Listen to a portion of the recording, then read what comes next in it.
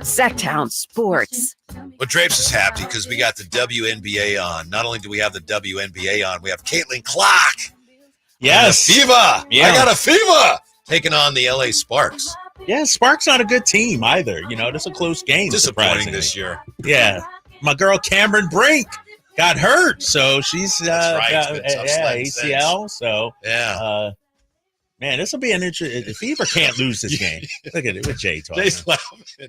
I don't know what he's laughing at, but Jay, man, come on. He's laughing at you and your maybe. Yeah. so-called interest in the WNBA. No, that's all right, big fella. I got it on. I got us covered. You know, is it next year? When's the WNBA in San Francisco? Next year. Yeah. Valkyries. Yeah. Yes. Our next guest will probably be covering them. He covers Bay Area sports, including, of course, the 49ers for NBCS Authentic. Taylor Wirth with us. How are you today, Taylor? Doing good, fellas. Thanks for having me on. How are you doing? We're doing fine. Thank you. First things first here. I know you have a piece here at NBC Sports Bay Area about belatedly about how Brock Purdy found out about Colin Cowherd's criticism of him wearing the hat backwards. Explain that story you have for us today, Taylor. What's going on here? Yeah, you know, all the hard-hitting stuff, of course. That's funny, though. This is a funny story. It is, yeah. Brock basically, he was on Rich Eisen, I think, yesterday, and he was talking about how, you know, he tries his best to block out all the noise and all the talking heads. And I think Debo one time told him about Cowherd's comment, which is basically, if you don't know, is him saying like, "Oh, he's wearing a backwards hat." You know, I wouldn't trust him to be my franchise quarterback, which is an insane take. And I remember after that happened, I think a few weeks, Brock came to the podium and someone asked him about his hat, and he was like, "I'm wearing a, you know, forward today. I grew up a little bit," just kind of taking a shot at him. And yeah, he's still talking about it. And you know, the guys feed him a little bit of outside chatter here and there, but he's pretty blocked off from what we've seen. Taylor Wirth. Taylor, it's your boy Drapes here, man. Thanks for jumping on. When you look at the last 72, 96 hours for the San Francisco 49ers, just put into context just how wild of an offseason and last week it's been for this franchise.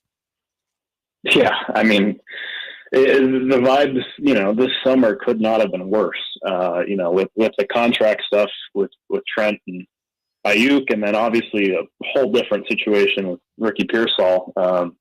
But it in a weird way, it's all come together, and the vibes all of a sudden are, you know, trending in a really positive direction. They got, you know, Ayuk done, they got Trent done.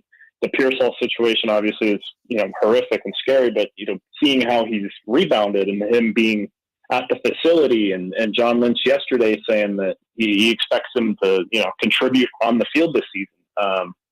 It took a long time for kind of everything to develop, you know, the contract stuff, but it's all coming together at a really good time right before the season starts. And it was probably a frustrating offseason for a lot of people, including the fans, but you know, it's changing really quickly and really dramatically right now.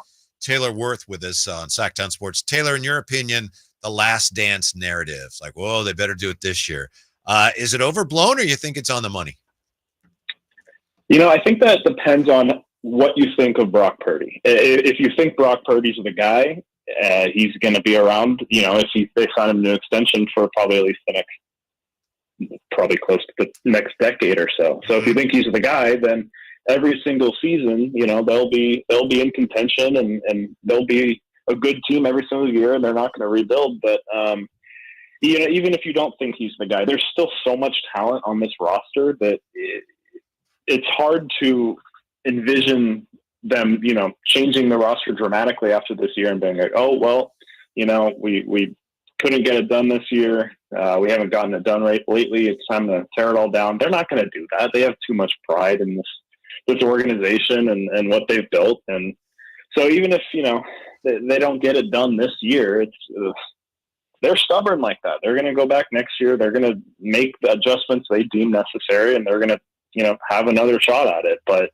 I think it would be foolish to expect John Lynch and Kyle Shanahan just to, you know, put their hands up and tear down after this year. I still think there's a lot of talent and a lot of young talent that they can still build off of. So you're telling us it depends on whether he wears his hat forwards or backwards, right? That's the key to That's the key to the whole thing, right? That's how you know if he's taking it seriously or not. You know, the Super Bowl loss, you know, hopefully whipped him into shape, and he's, you know, wearing that thing the correct way now. Let's hope so. Hey, Taylor, how big of a game is this for Leonard Floyd? You know, I'm looking at the site now. You got something up on, you know, just the last time he faced Aaron Rodgers. Yeah, it's the way he sounded in that interview with Adam Schefter was, it didn't seem like it bothered him that much. The outrage he received after his sack of Aaron Rodgers resulted in that, you know, that catastrophic injury. He goes on to talk about how, you know, he's a big fan of Aaron Rodgers, and he was sad when that happened. But I get the impression that, you know, he's excited to go against, you know, the Jets again and to have another shot at this. But to me, it just seems like it's another game for him. But in terms of a roster, you know, team standpoint, I think it's really important for him to get off to a strong start. The Niners, you know, the opposite defensive end spot of Nick Bosa has been a little bit of an issue these past few years. They haven't really found that guy. And I think he can make a statement right away in week one against Aaron Rodgers, and I think he's motivated to do so. Taylor Wirth, our guest here from NBC Sports Bay Area. What's your best guess here as far as what is Kyle Shanahan's biggest concern with this roster right now? What do you think it is? Well, if I had to guess based on the roster construction, I guess I would point to maybe the offensive line. I mean, we're cherry picking here just because it's such a great roster. It's so well balanced.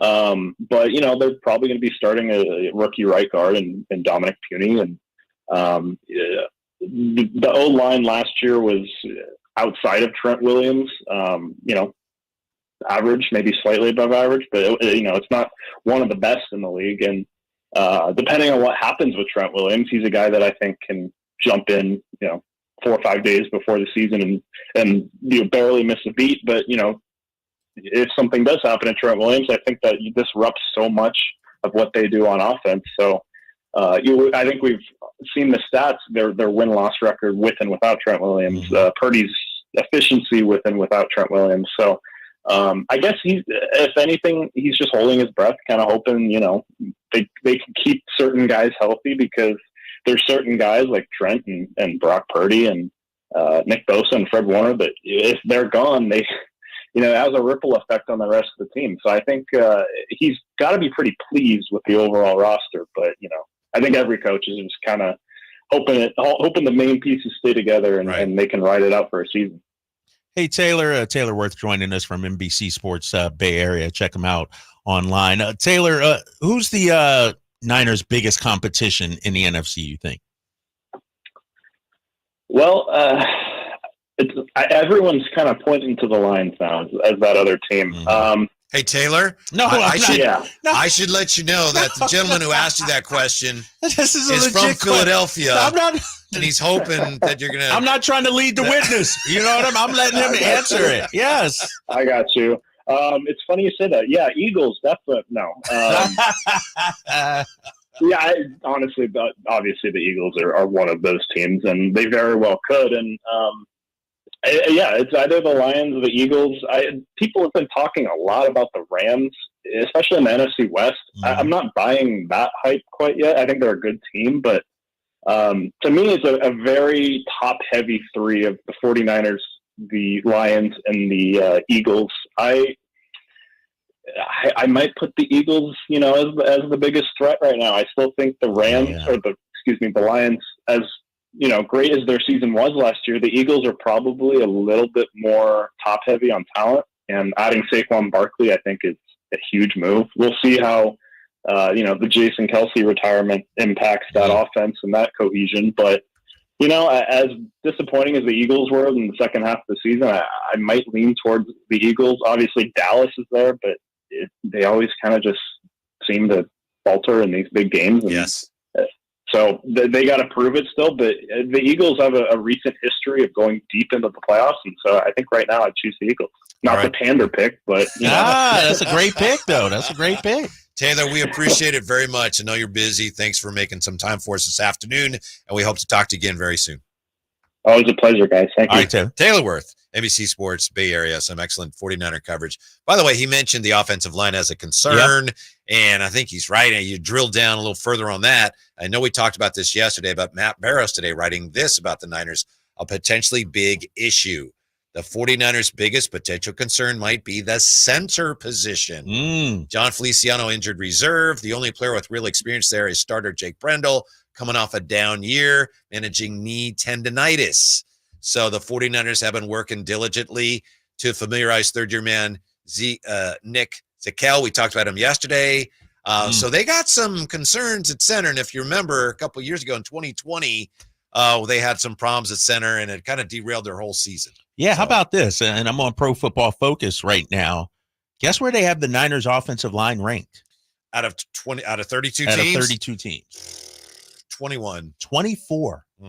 Wow. Mm-hmm. And the teams that, we just had Taylor mention, they got the Lions at number 1 and the Eagles at number 2, Green Bay at 14. Mm-hmm. So that's something to keep an eye on. Mm-hmm. It's I hadn't thought a whole lot about the offensive line, because I was focused on the defensive line, but that's an area of weakness. I think it is. And we'll see how Pooney, if he's the real deal and maybe he turns into something, but that's a question mark going into this season. Yeah, some of that is by design. They don't spend a ton of money there other than the left tackle position. Yeah. But you have to assume that you can find guys that can be, league average. Right. If you start having a few guys dip below that, you're in big trouble. Yeah, you're in trouble. Yeah. When we come back, Brendan Nunes with an interesting piece on where each of the Kings' wings needs to improve this year. What does Drapes make of that list? We'll check it out next on Sactown Sports. Fargo, your virtual assistant from Wells Fargo.